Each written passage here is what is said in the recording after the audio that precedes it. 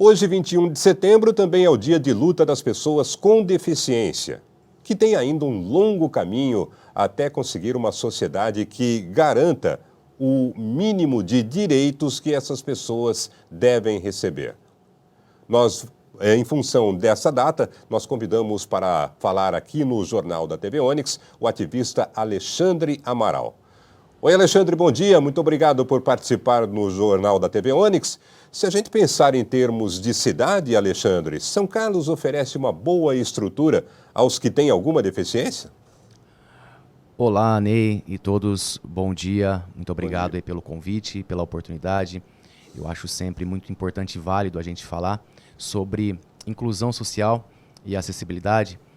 E antes mesmo de responder a sua pergunta, só fazendo um panorama, o dia 21 foi escolhido em função também de ser o Dia da Árvore, fazendo uma relação ali com o renascimento das flores, uma renovação das pessoas com deficiência e também por ser ali uma data relacionada ao início da primavera.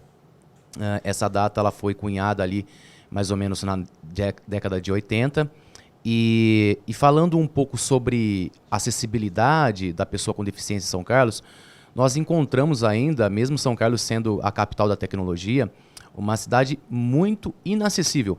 O conceito de acessibilidade definido pela Lei Brasileira de Inclusão, que é o nosso Estatuto da Pessoa com Deficiência, ali no artigo 3º, no primeiro item, vai falar que a acessibilidade é a possibilidade e condição de alcance para a utilização com segurança e autonomia.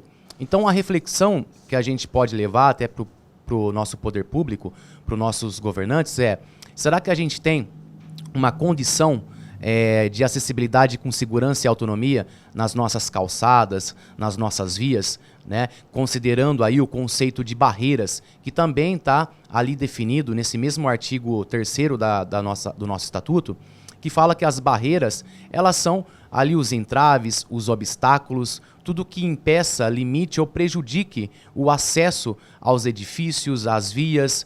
Então, a gente tem as barreiras urbanísticas, as barreiras arquitetônicas e atitudinais. E, infelizmente, em São Carlos, a gente ainda encontra, viu, Ney, muitas dessas barreiras no nosso dia a dia.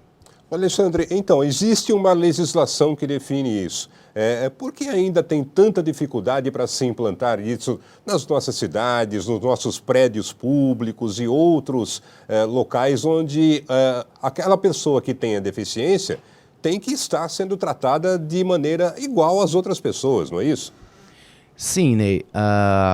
O próprio estatuto ele fala que essas condições têm que ser iguais, não importando se é pessoa com deficiência ou não. Inclusive um conceito também ali no estatuto de desenho universal fala que os ambientes, os espaços, os mobiliários têm que ser pensados para a pessoa com deficiência e sem deficiência. Eu acho que essa dificuldade, Ney, é em função das coisas caminharem a passos muito devagar mesmo no poder público.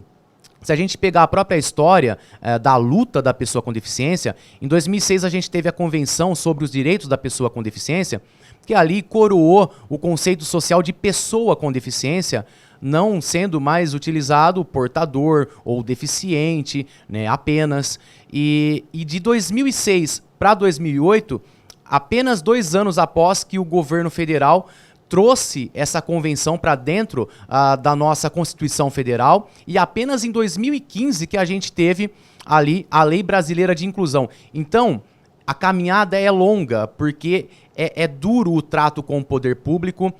Só para dar um exemplo aqui, 4 anos atrás, exatamente no dia 19 de setembro de 2019, nós tivemos uma reunião com o secretário da época de habitação, eu, mais algumas pessoas e a professora de mobilidade aqui de São Carlos.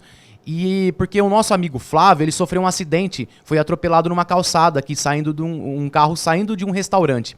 E a gente foi lá, e o secretário ele se comprometeu de fazer todo o centro ser mais acessível, colocar os pisos táteis, direcionais e de alerta, os sinais sonoros para avisar o deficiente visual. Mas 4 anos se passou e a gente caminha pelo centro, ontem mesmo eu caminhei, e continua muito difícil, muito cheio de barreiras. Então a gente enfrenta isso entra ano e sai ano e as coisas não mudam com facilidade, viu, Ney? O que é que você diria, Alexandre, que é uma reivindicação emergencial das pessoas que têm deficiência? Olha, Ney, as reivindicações, elas vão em todos os sentidos. Desde lazer, cultura, educação, trabalho, mas a acessibilidade, ela humaniza a gente quando é bem feita. Se a gente pegar, por exemplo, uma reivindicação que a gente tem, sejam os deficientes visuais ou as pessoas usuárias de cadeira de rodas, a rodoviária nossa é inacessível para essas pessoas com deficiência física e sensorial. A gente não está falando aqui do surdo, é claro, mas a rodoviária é um ponto inacessível. O centro de São Carlos é inacessível. A gente não tem semáforos preparados para pessoa com deficiência visual. A gente não tem rampas bem feitas. As pessoas que realizam obras na nossa cidade, Ney, elas realizam sem uma consultoria, sem um preparo técnico, um acompanhamento adequado. Porque falam, tem acompanhamento? Pode ter, mas esse acompanhamento técnico não está sendo adequado.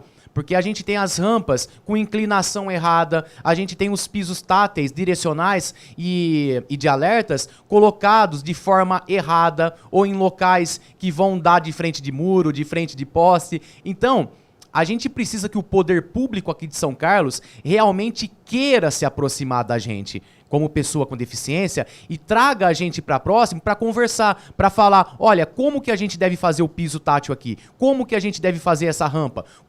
Onde a gente deve instalar esses semáforos para vocês? Porque somos nós os usuários. Então eu acho que falta um pouco desse olhar dos nossos governantes atuais.